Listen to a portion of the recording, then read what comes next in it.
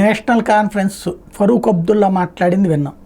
ఏదైతే పాకిస్తాన్ దగ్గర అణుబాంబులు ఉన్నాయి అంటే మన దగ్గర ఏమైనా సెంటపాకాయలు ఉన్నాయా అని ఆ రోజునే మాట్లాడుకున్నాం. ఇప్పుడు అదే బాటలో మరొక నాయకుడు మణిశంకర్ అయ్యర్ గారు మాట్లాడతారు. సైనిక చర్యలతో పాకిస్తాన్ కవ్వించాలని చూస్తే అది భారత్కే నష్టం అంటూ ఆయన వ్యాఖ్యలు చేశారు.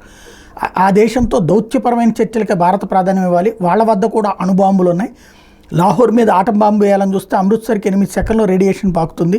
మనం గౌరవిస్తే వాళ్ళు ప్రశాంతంగా ఉంటారు, రెచ్చగొడితే వాళ్ళు మనపై అణుబాంబు వేయచ్చు. అసలు ఎవరు వీళ్ళు? ఎవడు బాబు వీళ్ళకి? అన్నం తింటున్నారా, గడ్డి తింటున్నారా, లేకపోతే కనుక మలమూత్రాలు తిని బ్రతుకుతున్నారో తెలియట్లేదు. ఇప్పుడు ఎవడు కవ్విస్తున్నాడు? పాకిస్తాన్ మనం కవ్విస్తున్నాం, పాకిస్తాన్ మనల్ని కవ్విస్తోందా?